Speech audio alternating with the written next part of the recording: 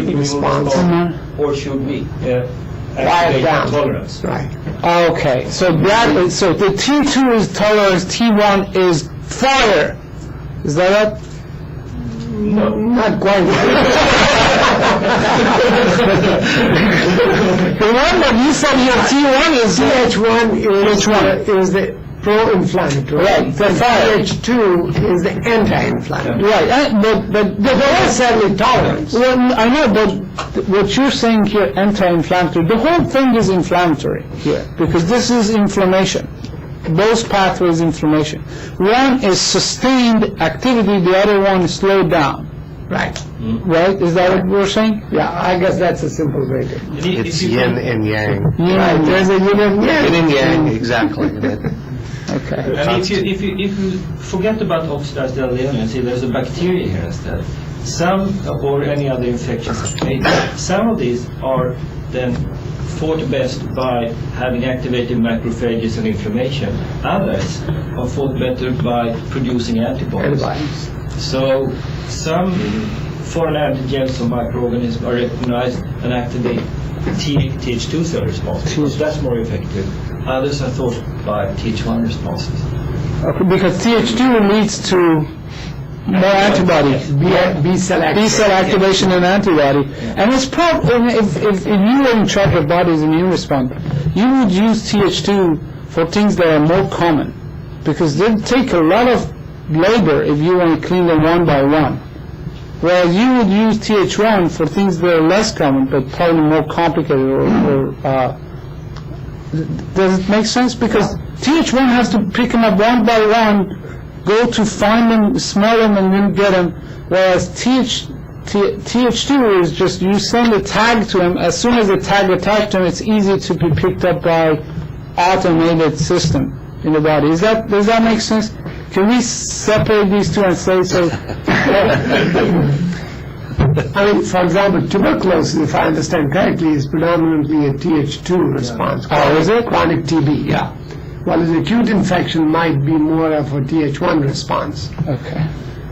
The interesting thing with challenges us because none of us are immunologists. Yeah. This is what we've read in the textbook and we're reading things. Even Göran, which is the father of immunologists. Yeah.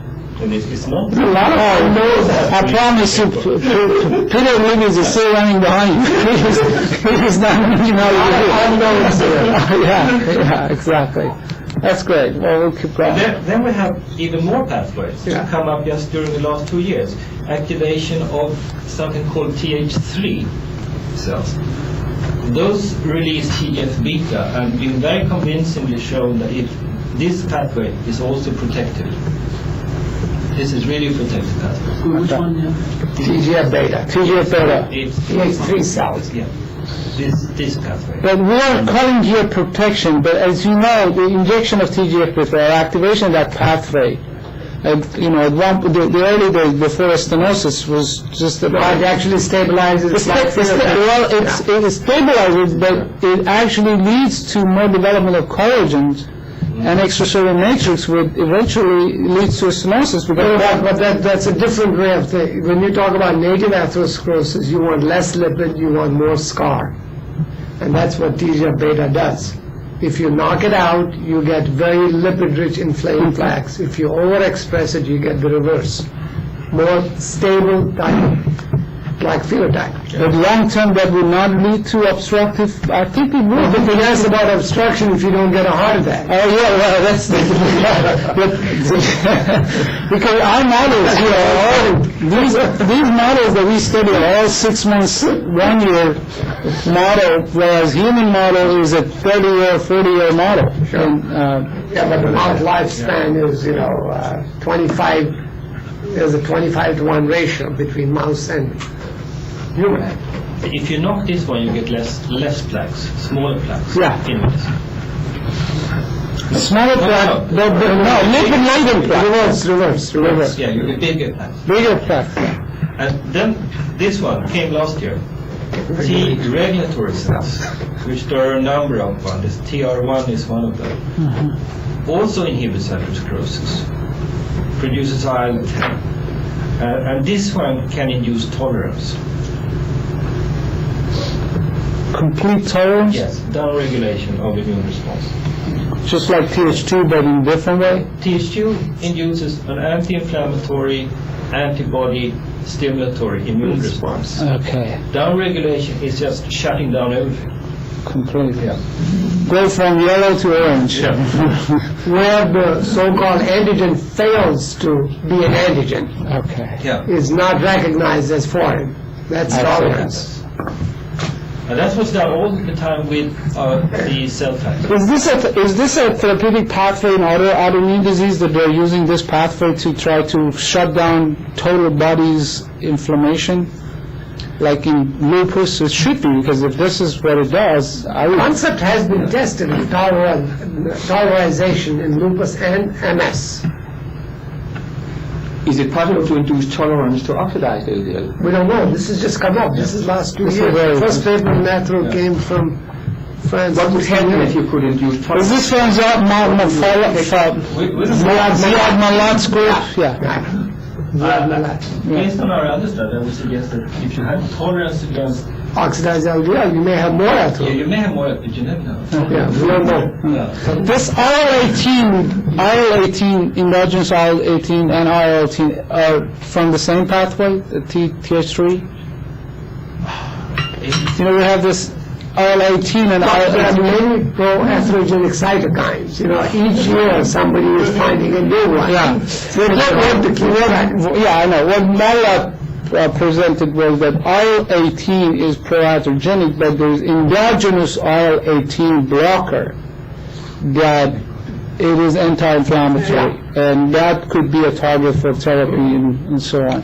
See, the crazy thing about this one is, for each, and you've shown in many of your studies, protein, for each protein you study, there is an endogenous inhibitor or blocker, in a way, that their balance defines the final outcome. And that is something that we probably have to look for, or, you know, the whole science community. For whatever we discover, we have to really be obsessed about looking for something that controls it, the opposite. Either a blocking molecule or anything like that. So these three are major avenues of studies. And knowing that the first one was probably started 10 years ago, and Th2 is relatively newer, and Th3 is very new. TH3 and TR1 are new. TR1? Regulatory T And the cell. newest one is this one. Yeah. NK, natural killer cell. NK, it's called NK T cell. NK Natural killer. You know, there are lymphocyte cells called natural killer cells. There are CD8 positive cells. They go for... Why do you call this the lymphocyte? No, why do you call it the T lymphocyte? I mean, Is it a T cell? it's a T cell? it's a It's a variant of T Yeah. cell. It is a T Yeah, cell. natural killer Yeah. T cell, yeah. Has a T cell receptor? They have the T cell receptor. They don't have CD4, they have CD8. Okay. So they do the kiss, the death kiss? Yes, they can do the death. They produce, you know, these enzymes, perforin and granzyme, That's how we learn. that goes in the wall and kill the cell. Complicating. The These mafia. are not NK cells. NK cells are CD8 positive. These are a new cell type, it's CD4 positive, but it still bears a marker that NK. characteristics for NK cells. So it's called an NK T cell. Interesting. NK T cell. And this one, it mediates, it reacts on lipid associated antigens presented by CD1. And this slide was written a few months ago. I need to say no more. Oh, wow. But it starts to turn out that there is perhaps a similar array of pathway coming up this way. Wow. This way. That's crazy. So do you have any idea what you're doing when... The answer is no. You know, I'm not this one. I understand this is... See, These these are all pathways that have come out, mostly out of other laboratories, and this is beginning to understand all the whole array Right. of things that can happen. But But although the bottom line is we're showing efficacy. I know, you've already done experiments where Right. you show that you can inhibit atherosclerosis by injecting. So we're trying to understand the mechanism. But which of these have you affected in your experiments? We'll see. Andy, I think this is a great slide. I'd like to add to those three and then nitrous and make it like a million. And so look, that's what I'm ready for. Because each of these is going to take a lab to focus on this, or at least 2 PhD. That's right. And I think one of the critical questions, now we see this complicated array of pathway. So the really critical thing is what decides which one of these pathways this cell is going to take. And this is interesting for several reasons. It's interesting because that determines the natural cause of the disease. We know a little bit, and then coming back to the innate immune response, because the activation of the innate immune response regulates to a large extent this pathway. So if you have activation of the toll-like receptors, that would activate release of cytokines and favors this way. Okay.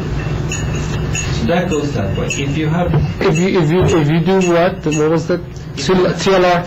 If you have activation of TLR. at the same time, you produce cytokines that favors this way. And not necessarily just because of oxidized LDL. It's just That's the way the immune It's a system works. TH1. Yeah. If you have an antigen presentation without cytokine expression, that favors tolerance or T2. If you have an activation with presence of inflammatory cytokines, favors. okay. I think this is great. We're going to really make this, a big on the cover. You remember when you were in med school this biochemistry pathway? It says Krebs cycle. Yeah, Krebs cycle is one of them, but Corey cycle. there is a map. Yes, From Germany? Just show that to everybody who you want to raise funding. And say, look, we want to study each of these. We need on Wurzburg, I think. Yeah, GHPM, something like that is on that one. We need to create something like that, putting on the cover magazine Science America and say, look, that's what this one needs $2 billion to study each of these pathways and make your children free from atherosclerosis. Anyway, let's go. And then Wow. the other thing is that this is going to be extremely important when we go into immunomodulation, because this is where the adjuvants work. So the adjuvants work by determining which of these pathways we take. So if we choose the wrong adjuvant, we have the right antigen, everything is right, we know the pathway. You could screw things up. Ah. We take the wrong adjuvant. Well, Erwin, you use you use Freund's adjuvant. friend and that goes. This way. And Which one? it was in fact, Freund's adjuvant is protective. It reduces atherosclerosis. Well, it should be proven. Incomplete, I think. Is Incomplete, not the complete Freud. We first gave complete and then incomplete. Yes. We started with complete. So Freud adjuvant goes TH1. Well, it's not that simple. But it's Freud's shown- complete goes this way. Freud's incomplete Goes that way. Oh my God. And all of it goes to TH2. So Freud is basically they do this mitochondrial fragmentation differently, complete and incomplete, because that's how it should differ. No, adjuvant's function is to sensitize the immune system to the antigen. Okay, not changing the It doesn't epitope. change the antigen. It sensitizes the immune system How to would the that do? antigen. How would you do that? No, that's the function of an adjuvant. It is an adjuvant. Just create general awareness. It's like a helper. Okay. It's quite simple actually. Many of the adjuvants, the potent adjuvants, activate the TLR receptors. So that's TH1. That's probably TH1. Okay. And by TH1 you get a very strong immune response. And that works very well in many vaccines for infectious disease. You want TH1 response, you get Then you get tremendous response and they start finding their, okay. Whereas the only really adjuvant that's allowed in the commercial Humans vaccines today is alum. is alum and goes TH2. This passport. It goes TH2? Yeah. So it's Alum is the TH2 polarized. polarizing. B cell Is stimulation. that what you use? That's what. Oh, that's you use on purposely to not create significant inflammation. Well, no, the main reason that's because it's allowed in human vaccines. That was the original reason, it's allowed in human vaccines. Okay. Freund's adjuvant is not allowed in human vaccines. Okay. So that was the reason. We didn't know anything about this one. I think there is something more with Freud adjuvant. Freud adjuvant contains also lipid. Mycobacterial lipid, yeah. And you induce antibody against this lipid component that cross-react with oxidized LDL. And it's probably this cross-reactions that cause reduction of atherosclerosis. That's heat shock protein. Yes, there's also heat shock protein, but I think Wittrum's group showed that it cross-react also with oxidized LDL and with this antibody against pneumococcus. Okay. Okay, so we have a lot to learn here. So I can do this quickly. What we then thought was that we should induce autoimmune response to get more inflammation when we did the immunization with oxidized LDL. But eventually all studies, as PK said, come up with the same result. You get an inhibition of atherosclerosis varying from somewhere between 40 and 70%. And this is active immunization. This is Can you tell us how you do it? You inject them with a little bit? Well, you oxidize homologous LDL in vitro, Okay, put the adenovirus and give it sub-Q. that's it? And then a booster. And a booster. Yeah. You don't even. And you can do this regardless of what type, human type or rabbit type or mouse type? Yes, I think in the first studies, at least we were very We use careful homologous. to use homologous. This is actually the second study. The first we published in '95. This is your second study. This is the injury model. No, the injury is the 197. Right, yeah. So the first study is actually, we published in '95. 95. And you basically write homologous, by homologous you mean human. No, homologous means from the same species. Oh, okay. And you injected rabbit, so you injected the rabbit? Yeah. Oh, okay. But, So you just got all the rabbit blood and got the oxidizer and you put them in copper and then Oxidize it. and then, okay, so you inject it it. turned out when it came out, I think, Freigen, for example, and George used human LDL in mouse, worked the same way. Same effect. Yeah. So has this been done in other animals, and Yeah. rabbits and Mouse, and mice. Those are the only two. There is the fact that you did with human and got the same response in rabbit is it's a great news. Because down the line you're not dealing with some sort of influenza type of vaccine which changes every month. Homologous and heterologous. Both work. Those work the same way. Yeah. I don't know which way they work. One means the same outcome, Right. in terms of results. Okay, great. Wouldn't you like to do this in monkeys now? I don't think this is the way to go. I don't think we can use oxidized LDL because it's not a characterized preparation. It can differ.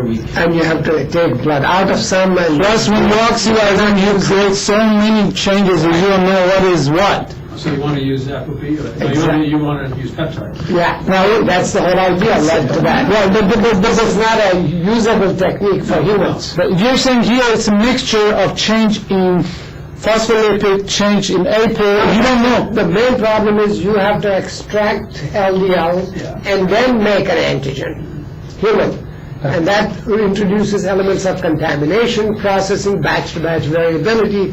So it's never going to be possible to have a standardized. Okay, let's say that is not a problem. You're not concerned what kind of antigenicity is created in these studies? No, but that's what Yeah, follows. because we don't know. This is a bag of these. Yeah, a lot of things change. Something bad. Yeah, So we have to find out which is the true antigen.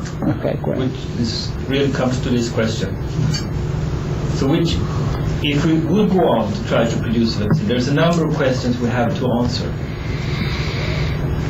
What is the exact structures in here that is recognized by the immune system? We have to show are these immune responses active in any way in human disease? Could we selectively activate these protective immune responses in the vaccine. And also, if we assume that the vaccine works by inducing an antibody production, which vaccines usually do, not always, usually can be. They don't do? They don't. I'm sorry. Not all vaccines work purely by producing antibodies. You have also effects on cellular Cell-mediated immunity. immunity. Okay, but most antibodies, except for cancer antibodies, vaccine or traditional infectious disease vaccine are true antibodies. They work by producing antibodies, or B memory cells that produce antibodies. Anyway. So one approach could be just to bypass active immunization, go directly on antibodies. Simply just giving my Passive IgG, immunization. just like Passive immunization. hepatitis A therapy. Yeah, passive immunization. Passive immunization with just inject regular Take the IgG. antibody, no, not regular, just take the antibody that you have identified. You think it's pathroprotective. Instead of giving the antigen, you're now giving the antibody in a passive. Right, but that antibody is going to go away after you spend it. You know, that's why the role may be different in different settings. Yeah. It's going to be quick, it's going to be expensive, and short-lasting. Short lasting, yeah. It's a big business. See if well, Mike Johnson called me when I sent some of his literature to him. He said, Mort, this seems like good business. I didn't know that you have to take antibody every time. What? We're picking up. So, as PK told you about, we started out 6 or 7 years ago on a very laborious journey to identify exactly what epitopes in oxidized LDL activates the immune system. And we skipped the oxidized phospholipids, but they've been characterized quite well by the San Diego group. So we stayed by the peptide antigens. Okay. And there's only one protein in LDL, as you know, ApoB. ApoB. Yeah, problem is that it's so large. It's 4,500 amino acids. 4,500 amino acids. So there's a lot of potential antigens. Like how many Daltons? Daltons, like 500,000. 500,000 Dalton? It's half a million. Every amino acid has an average weight of 100 Dalton. It's huge, it's a huge It's half a protein. million. Like each of protein is a 90K, Yeah, Kilodalton. yeah, kilodal. yeah. This is a 500 kilodalton. 500 kilodal? Yeah. Because pre-Hitchcock proteins are the biggest proteins in the body. That's why they're chaperone and I don't know if they are the biggest. well, they're the biggest. That's what they call it. A chaperone. They cover all the small ones. But 500? Bottom line is that you need to have so many peptides. That's a lot. That's a huge number. Exactly. So we did a library of polypeptides, 20 amino acids long, covered the whole amino acid sequence, had a 5 amino acid overlap so we wouldn't miss anything as to the cutting points. And then we mimicked what would happen in terms of modification. And it turns out that the most cleanest and effective way is just to couple an aldehyde, MDA, as model aldehyde, to the peptide sequence. So we ended up with, based on this, we constructed a library of ELISAs that could be used to detect antibodies for each peptide. So we had one library of the native peptides, 302, and then another library with MDA modified peptides. So we had a library of 600 different ELISAs. Okay. That took some time. But are we sure that there's just one type of MDA modified, or you can have multiple types of MDA modified? Then you end up having more. It could be. It probably is like that. If you do an MDA modification of the peptides, you're going to end up with a sort of array also modifications. Some peptides are going to be more modified than other. So you have the residues, the amino acids. Right, so you're going to end up having probably residues. more than one type of modified. Yes, and also if you have 2 amino acid long polypeptide, it might eventually in reality be different antibodies that binds to different parts of this. So it's going to be sort of a type molecule, but it might be different antibodies that binds to it. And the antigenicity and epitopes on such a 20 amino acid peptide, will it be identical when these sequences are part of a larger molecule and it will fold differently? quite correct. This is not going to. These peptides are not going to have the same three-dimensional structure as Intact, right. That is a big issue. How to fold. That's actually a great issue, because that's what makes them antigens, is that they are not folding like in a native ApoB. Otherwise, they wouldn't be exposed. Right, but the point is, their natural 3D configuration what defines the final epitope or antigenicity. And you're here. No, they're not antigenic when they're in their native state. They're not So they exposed. become antigenic when they are degraded. Exactly, and then this Okay, and is if you trying to can- simulate, exactly.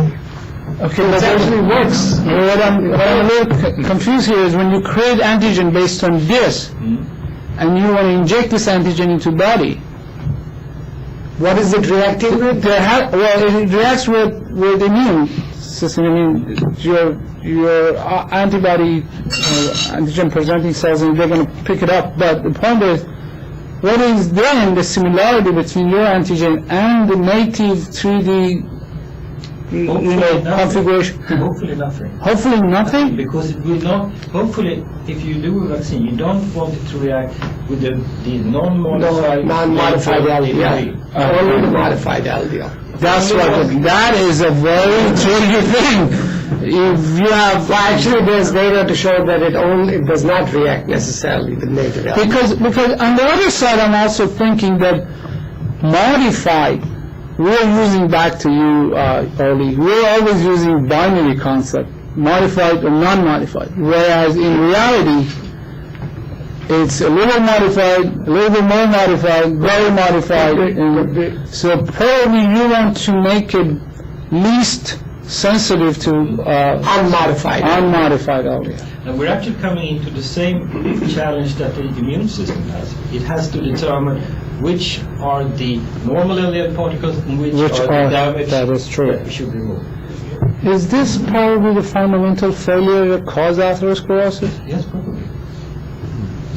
That the body's threshold against self and non-self LDL varies between people, or that's how the whole thing starts. It's definitely going to be a critical issue for it, but it's sort of a part of a bigger complex. So, because if this is the case, we can just go after teaching our T cells changing their threshold instead of... I think this comes back to the Brutus issue. This is a good sign. No, I mean, I'm not saying doing it all lifetime, but at least doing it the early days, during childhood, if we are able to change that threshold. I mean, and this is very hypothetical, it's like computer programming, you can't do it in human, but would that be an alternative? Perhaps, but we all tell us the balance between tolerance and immunity. And if you go too much on the other way, say that we recognize this so effect, Everything. then you might get an autoimmune response which is damaging instead. True. It's going to be But, very delicate. but do you think that this teaching of body's immune system can be a one-time lesson, or it has to be a long-time lesson? I have my feeling Your guess? is that we have to do it One time. repeatedly. You have to keep reminding. Yeah. It's exactly right. That's the concept of boosters. Yeah. Precisely what frequency and how often. Depends on- These are all issues that are unknown at the moment. Because what I think, in contrast to if you do an immunization against a virus or something, one time is enough usually. Yeah. But this is an endogenous system Yeah. that by itself tries to find this. And I'm sure that there's going to be down-regulation of this system so it doesn't go Yeah. Too hard. much. Because then you have... Sure, exactly. The more familiar this picture is, the less aggressive you want to be, because then you have very narrow margin to become an aggressive autoimmune. But aren't you in this situation now with let's say, 300 peptides? that you can explore sort of a more classical drug discovery type of thinking. You don't necessarily have to understand everything that's happening. Yeah. You can start experimenting. You can be looking for which peptides I think are having the most. we have taken exactly the shotgun approach. Find, does it work first? It's not to worry about the mechanism if it works. If it doesn't work, why waste time in trying to figure out the mechanism? I think that's the approach exactly has been taken, is first find what works and what doesn't. Because, I mean, this is not an infinite number. Exactly. And once you find something works, then mechanism becomes interesting. Yeah. Until then, it's And how do you define works or non-works? if a particular antigen provokes a protective response for atherosclerosis, well, that's what you want. Yeah. Then you begin to think about mechanisms. Yeah, but even to get there, it's a long process. Not necessarily, you'll see it. No. Yeah, it's not, it hasn't been that long. This is what the result of the screening looks like. And this is screening of pooled human plasma. So it's plasma from 50 individuals pooled together. Pulled together. Pooled together. So we sort of get every antibody that possibly could be in human plasma would be in this pool. And then we run it through the library of 600 ELISAs to see which sites are going to pick up antibodies. Where are the antibodies that could recognize sites in this? That took some time. Interesting. And if you, these are IgG antibodies. This is beginning in these. I don't remember this. This is the N-terminal. C-terminal. And we set this line here as sort of a background threshold. Below this, we're not sure if this is just background or if it's specific binding. What is on the y-axis? Absorbance. Absorbance of the number of antibodies attached to the sandwich and become sandwich with the antigen. You have The number of sandwiches. It's a quantitative ELISA. You set an arbitrary threshold. Below that, you will consider it with not negative. Above that is a certain level of immune response. Okay. What you can see, if you look on the IgG up here, it's just a few peptides that really are recognized for sure. If you look on the IgM, there's a lot. There's IgM binding actually to a third of the peptide sequences. But the interesting thing here is that IgM is much, much less specific. They don't need a specific amino acid sequence in the same way that IgG does. Okay. So it may be actually the same IgM antibody that's binding to a lot of places here. Do you have a control of other people, or this is obviously their blood, right? This is their blood, and there's going to be so many other proteins non-related to. Yeah, but this is the antigen. Here is the LDL. Yeah, but have you checked? Have you matched it with the library, the bank, to see if there is any overlap with other? We have hundreds of thousands of peptides in the library. You mean what the cross-reactivity? The cross-reactivity of 20 amino acid polypeptide is Huge. no. It's not huge. No. Essentially, if you go. But do you believe that they have to match all 20 to pick up? They can match to 4 or 5. No, not to 45, but between 10 to 12. And then you come up with something that is fairly specific, which is necessary, because if you would have antibodies that would recognize, for example, 3 amino acids in a row, they would react with everything. So it's part of the system that these antibodies have to react with a number of... At least. Yeah, so it's fairly discriminate. Okay. But IgM is not that specific, so it can go and bind a little bit everywhere. And if you look, we haven't compared with these, but if you look on the oxidized phospholipid antibodies, they bind to oxidized LDL, but they bind also to apoptotic cells. Do you measure the binding, how tight they bind or how loose they are? It might be another fact. that's much more complicated to do, but that's something you can do in titration studies. This is just absolute binding. Single This is the first cut at trying to screen down the number of The ones that are not. sequences that It's we just find. it's just like our phase 1 CT Yeah. scan yesterday. Exactly. It's just Yeah, find a zero. in the EGG antibody, there's no obvious difference between native or melonal modified peptide. Yeah, and that's something that struck us at once. And the obvious explanation would be there would be cross-reactivity. That the MDA modification, you would have the antibody was raised against the MDA modified peptide sequence, but the native sequence wouldn't be that much different. So the antibody would cross-react also with the native. Because it's an exposed state. Yeah. Because you would not expect a reaction to the native Not that unless there's cross-reactivity. Yeah. Okay. I think the key question to ask is, does oxidized LDL compete as well as native LDL intact? Yeah. That's the key question. But you have it Because here. these are in an exposed state. Yeah, here you have both. No, these are, it's not oxidized. This is antibody. This is This antibodies. peptide antigens. These are, the blood you took How is that antibodies? have antibody and antigens. Well, we're not looking for antigen. Well, I know, but the blood has antigens in there. You didn't clean those. No, but there is probably an excess of antibodies, more than antigens. So how do you say that those antigens are not contaminating your study here? Well, they could very well be. It could be that if we could work away the antigen. This might be, a few of those peaks might be just natural antibody antigen in those bloods that are attaching to, contaminating it. No, that's right. It could be even more spikes here if we could get away the antigen. That's right. Because if the body's antigen already saturated those antibodies, you're not seeing them because the... Yeah. So maybe all the relevant antigen antibody Oh, yeah, it's already gone. It's already gone. Is there any easy way to separate those guys?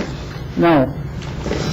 I'm sure you've thought of it, but this is something that you may want Well, I think actually there is some sort of equilibrium in binding, and if you have an excess of the antigen, and here you have much more peptide than you have. Right, but that assumes that the binding is a sort of competition rather than locking system.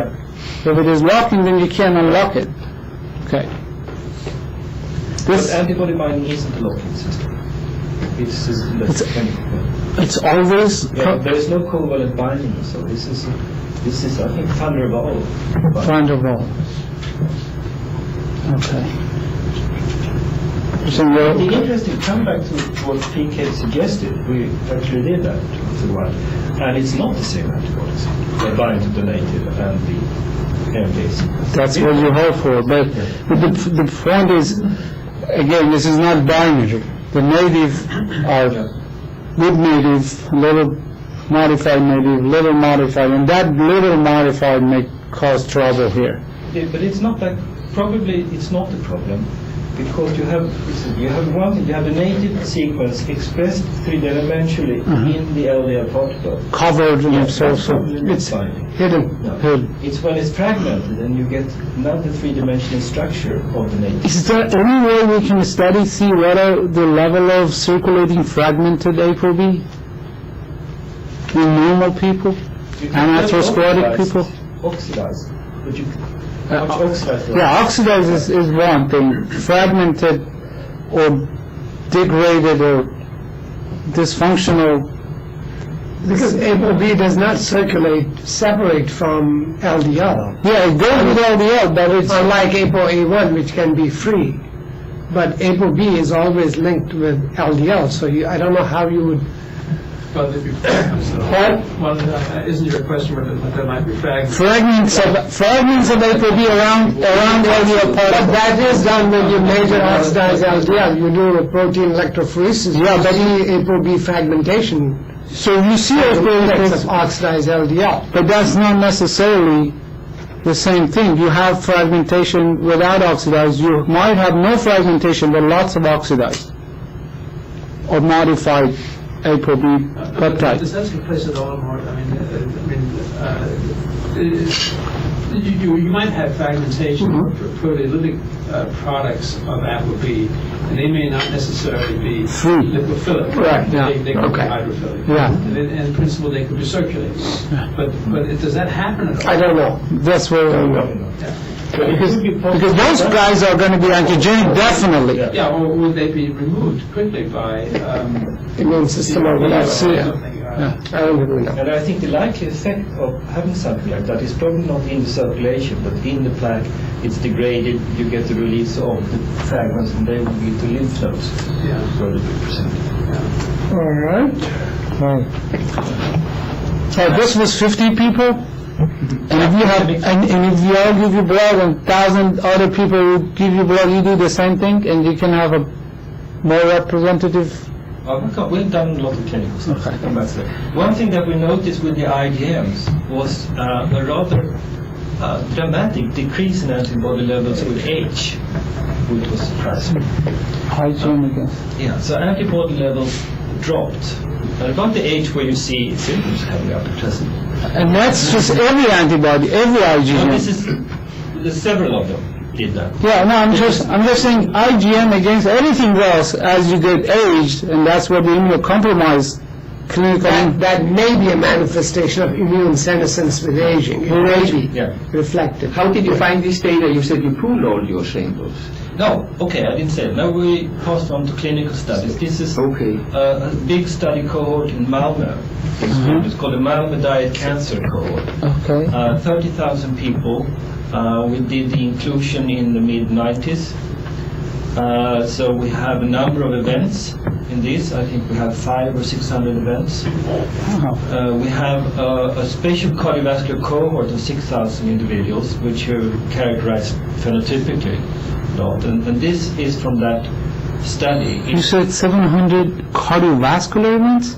Yes. Or you said cancer diet study? Yes, it was really designed as a diet cancer study. But we also have the Most cohort. cancer patients die. There's a lot of people having interest. I mean, the whole study is actually run by cardiovascular scientists. Interesting. Yeah, but it's a gold mine to go in and look at. Sure. How many samples here then? This is the first 80 individuals that developed a cardiovascular event. So these are all patients? So, well, yeah, they're patients by now. They were healthy in the initial screening. No. In the screening, everybody was healthy. So this sample from screening time? Yes. This Before the event? Yes, before the event. They all had either acute MI or sudden cardiac death in this. It's the Richa approach. You had them in Visa. Yes. We really would like to see this versus the other group, the control The group. control group looked about like that, but the inclination of the line was about half as dramatic. So there was much more dramatic drop in the patient that later on went on to develop an acute cardiovascular event. The mean time from the blood sampling to the event is 2.8 years. 2.8 years. And what was interesting here, when we looked in the same patients on the plasma level of oxidized LDL, there was quite strong inverse associations. So the less IgM, the more oxidized LDL in plasma. This is circulating So because you have less cleaning now. yeah. Is that? That's the assumption. Well, it's a kitchen egg problem. It might be because of Chicken egg, not kitchen egg. Which came first? Kitchen came first. When we saw this, we assume a cleaning function. But there's just recent evidence from the San Diego group That's that overlooked. IgM doesn't actually It's- have the function. So it might be overlooked because they have more, right? They might have more oxidized LDL. Yeah. And they consume antibodies. They consume antibodies. That could be. these kinds of studies cannot answer that. Yeah, yes, you're right. These are Yeah. associations. You should keep that in all the clinical studies that have come up later on here. We're going to see associations that don't really fit with the functional studies. But this may not be even related at all, because you're just showing two things that are presumably related, but there might be IgG that is more important. It doesn't show sort of functional effect, but it shows a biological association. Do you know if IgG relates the same way? Doesn't. Doesn't? So if you did correlate IgG with age, there was no relationship? Yeah. We haven't studied IG as much as we have the IgM, because all of the clinical associations that came up were with IgM rather But that's a big question, why these guys' natural immune response to IgM did not pick it up. I think this points out the very serious complexities of the system, which we cannot dissect from association studies. But it's the same patients that these two graphs from because correlated in the individual patient if there is an association between. This one, I think the R value came out as 0.56 or something. We're going to switch back after you to Wilkins' IgG study and see how they... I think we're going to kind of move go ahead. on. Yeah. This is looking in another cohort. It's 700 individuals followed for 3 years with ultrasound of the carotids, looking on the thickness of the progress of EMT, intermediate thickness, looking on one of these antibodies against peptide sequence 210, and comparing those that have low IgM levels with those that have high IgM level. And you can see that essentially all of the progression of the carotid intermediate was in those that had high IgM levels. That's a very tricky number on the left side. The axis is... That's an increase. I know, but the increment is very low, 0.005. Yeah, but remember, 0.6 is the normal average IMT. It's 0.6, but here the increment is 0.005. That's a very, very tricky number by ultrasound. Yeah, but this... Yeah, but it goes up with quite impressive p-values. Yeah. It's consistent, and at 36 months it is 0.1. And this again is a healthy population. I think this is the normal progress rate of carotid intermedia for 3 years. Hopefully, I think we should be glad that it was more than that. So it appears that you have a high IgM response is associated with more rapid precaution of EMT, whatever that is, atherosclerosis. So that's contradictory to what you showed in the previous slide, that the patients who were getting the infarct or destined to get infarcts, they were the ones who were on the steepest decline. Of the IgM. Of the IgM, is that contradictory? It's difficult really to association. Yeah, in a way it's contradictory, but it's complex. But this is very recent data. Well, I just got it a few days ago from Sweden. And this is something that to me is surprising and a bit contradictory, but at the same time it is very interesting. It's looking on human carotid plaques by histology. So it's patients that have been referred to carotid enterectomy. And then we've analyzed the plaque, or really it's been done in Copenhagen by Bergen Norska and his group. Analyzed the plaque histologically and immunohistochemistry and determined extremely carefully the amount of lipid, fibrous tissue and macrophages in the plaque. Okay. And then we looked on the antibody levels against two structures. And something very interesting came out here, that if you look on the IgG response here, it's still that high IgG levels associated with more lipids, less fibrous tissue. If you look on the IgM response, and particularly this one, this is quite strong association. What is 240? It's one of the sequences. It's one of the sequences. Okay, but where is the grade? I mean, is it high concentration, low concentration? What is? This is the correlation value. Oh, correlation. Yeah, R value. R value. Okay. Yes, it's R okay. So it's a correlation with, so if you have high IgG, this, more lipids, less fibrous tissue. If you have more IgM, both of these peptides, less lipids, more fibrous tissue, Less inflammation. This is very early. It's even 114 is quite large material if you look at plaque histology. Yeah. It's still a small sample.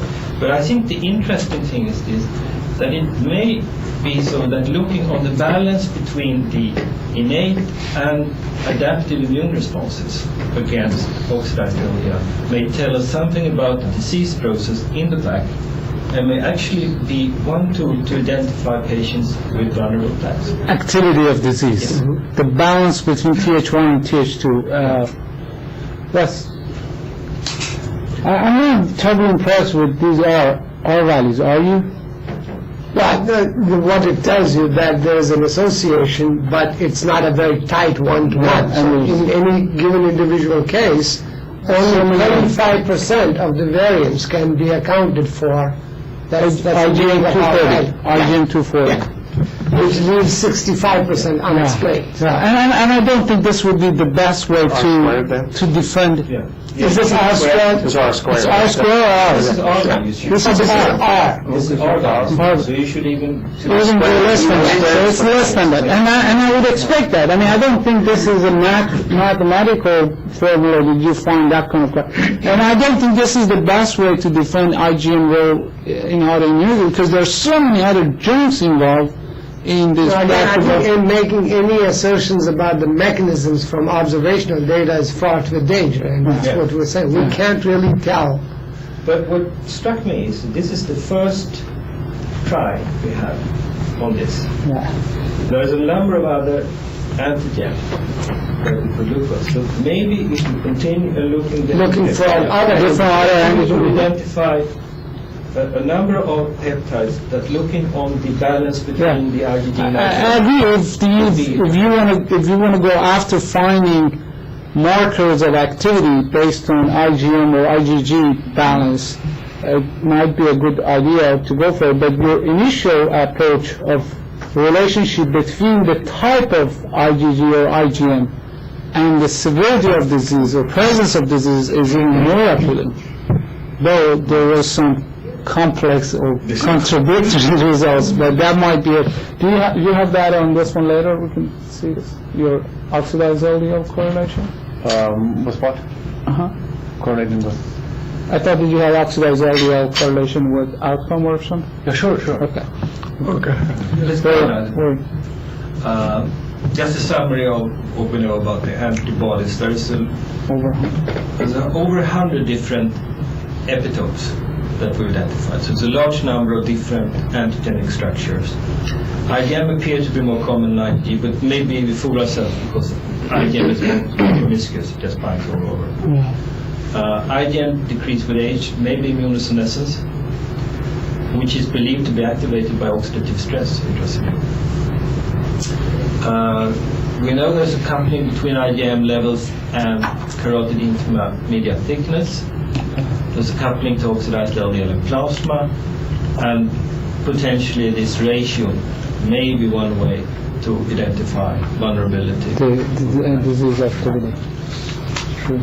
So we wanted to go and see if these immune responses that we've identified in the humans were the ones that could activate artery in the early animal models.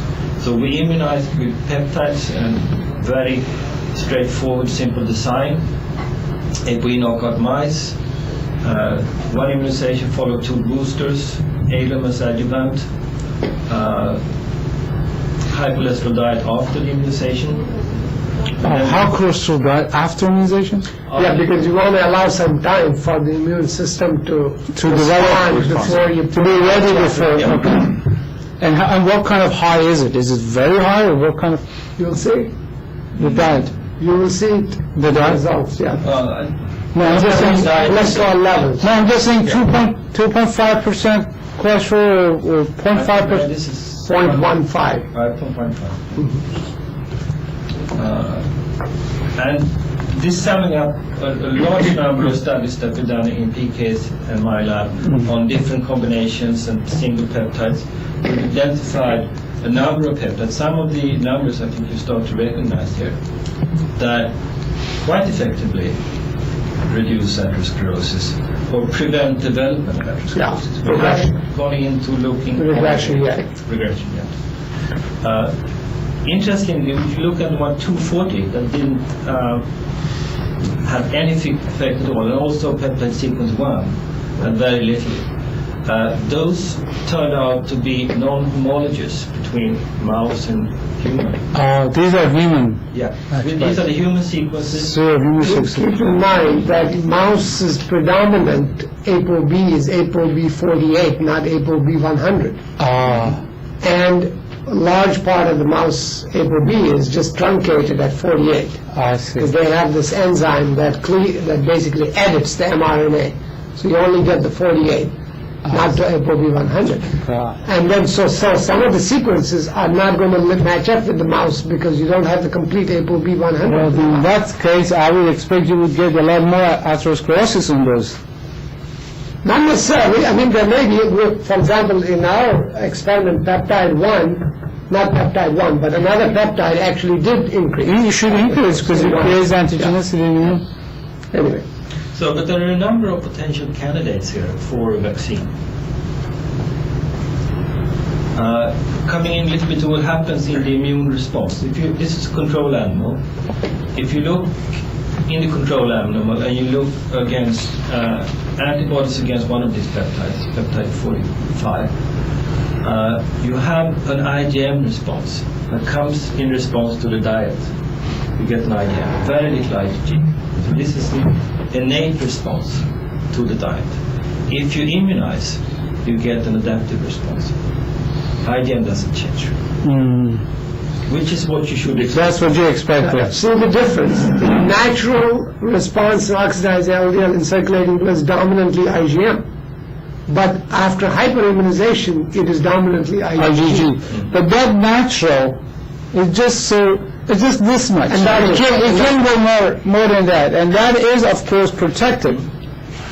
What we anticipate. It is, but an interesting thing with it, what the IgM response can do is also to block this response. It can inhibit, by neutralizing the antigens, it can inhibit the Exposure. activation. So this can, even if it's protective a little bit, it can be, it can stop this one, which is even more protective. More protective. But that's the case with almost everything else in the body. Yes. Any other thing. That's how bodies. Yes, because generally, if you would induce, if you had this response against an endogenous antigen, you will get autoimmune disease, generally. Yeah. So you don't want this to happen. That is great. This is looking on this balance between Th1 and Th2 immunity, and you can look on that by looking on subtypes of IgG. And IgG1 is characteristics for Th2. 2A here is what's characterizes Th1 immunity. And if you look on in the control animals, you have something that appears to be Th1 response. It's very small, but what you have is Th1. When you immunize, you get Th2, which is what we want to have. But this is using alum as adjuvant. Using another adjuvant could give perhaps complete different. So this is the anti-inflammatory Th2 response. So in other words, alum-associated peptide actually is provoking polarization towards the anti-inflammatory phenotype, Th2.